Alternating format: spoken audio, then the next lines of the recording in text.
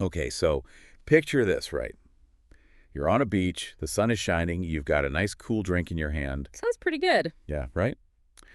And money just magically appears in your bank account. Ah, the dream. The dream, passive income.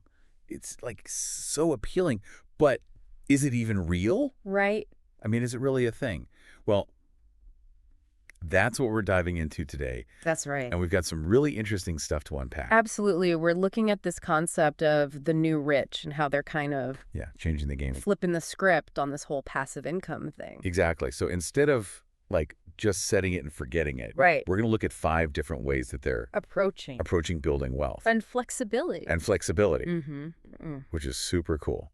Yeah, I mean, honestly, this whole idea of passive income, it can be a little misleading. Yeah, I think so too. You know, because anything that you do to earn money is going to require some effort. right? So it's not really about working less. It's about working smarter. Smarter, yeah. And one of the big ways to do that is to think about outsourcing.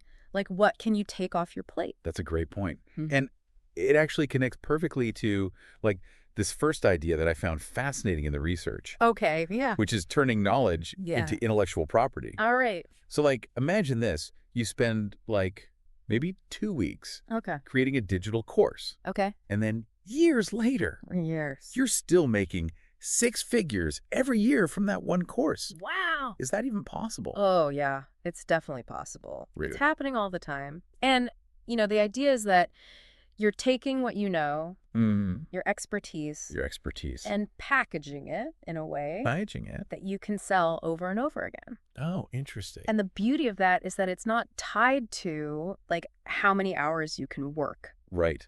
That makes sense. So you could, you know, create courses that are live or pre-recorded. Oh, right. Different formats. Yeah. Different formats, different pricing tiers. Yeah. Different ways to deliver it. Mm-hmm. And there are platforms like Thinkific or Teachable. Oh, yeah. I've heard of those. That help you to market and sell your courses.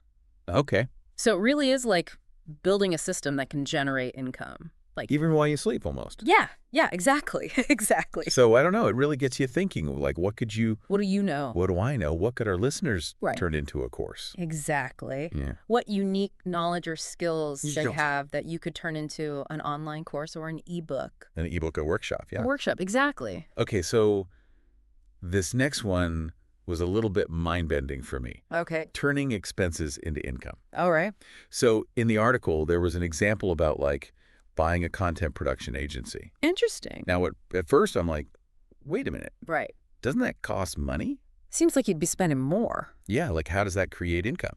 Well, it's about thinking differently about ownership, right? Okay. So instead of paying for a service, you own the company that provides that service. Oh, okay. So let's say you're a business and you spend a lot of money on content creation. Yeah, which a lot of businesses do these days. Oh, yeah, it's essential. Right. Yeah. So if you own the agency, you're not only controlling those costs, right, but you can also sell those services to other businesses, creating a whole new stream of income. It's almost like you're taking what would be an expense and you're turning it into an asset. An asset. Exactly. I like that. Okay, so something a little more down to earth. Okay. Renting out assets. All right. This was such a simple idea, but I loved it. Yeah. The article gave the example of a professional studio. Okay. That was rented out to other creators. When the owner wasn't using it. Right. Right. Brilliant. Right. Yeah, it's, you know, tapping into the power of underutilized assets. Yeah, underutilized assets. We all have things just sitting around. Right. Could be equipment, a vehicle. Yeah. Maybe even storage space. Oh, that's true. And there are all these platforms now that make it so easy. Yeah. Airbnb, Turo. Oh, yeah. There's even one specifically for storage space called Neighbor. Really? I didn't know that. Yeah, so it's just about like looking around and thinking, what do I have that could be earning me money? What could be making me money? Yeah, it's a great exercise. Exactly. Okay, this next one might be more of a long-term goal for people. Okay. But it's really interesting, becoming your own landlord. I like that one. The example in the article was a ranch that was used for events, but also like rented out as an Airbnb. Yeah, I mean, think about the advantages there. Right. You're not paying rent, you're building equity. potentially the property value is appreciating. Yeah, yeah. And you've got the rental income on top of that. The kind of like multi-layered. So, yeah, it's something to think about. Could you own your workspace? Definitely a powerful idea. Okay. And then this last one might be a newer concept for some listeners. Yeah, this one's pretty cutting edge. Bitcoin for cash flow. Okay. Now, if you're not familiar with Bitcoin, don't worry. Yeah, no worries. The article does provide some, like, free resources. Absolutely. Lots of great info out there. To learn more. But the basic idea is that you hold Bitcoin. Okay. Which many believe is going to appreciate over time. Right. And then you borrow against it. Interesting. So you can access cash without actually selling your Bitcoin. I see. Which means you don't have to pay. Capital gains taxes. Capital gains tax. All right. And there was an example in there about like someone who borrowed at a 10% interest rate. Yeah. While their Bitcoin was appreciating at 55% per year. Wow. But of course, like with any investment, there are risks. There are risks involved. Absolutely. So it's something to, look into and do your research. Do your research for sure, yeah. But it's like really interesting to see how people are thinking outside the box. Thinking differently. When it comes to, their finances. Yeah, yeah.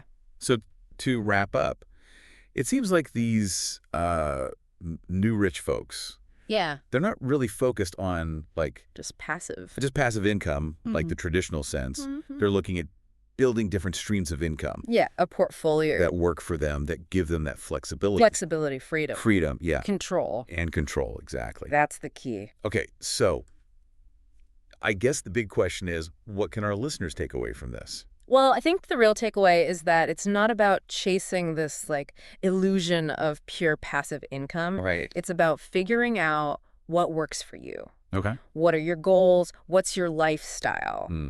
And building a portfolio of income-generating assets. And strategies that fit that. Okay. So my question for you, the listener, is how can these ideas be applied to your own life? Your own unique situation. Your own situation, your aspirations. If this idea of Bitcoin for cash flow intrigues you, I highly encourage you to check out those free resources. The free resources, definitely. Well, mentioned in the article. Okay, great stuff. This was really fascinating. Yeah, lots to think about. Lots to think about, for sure. Absolutely.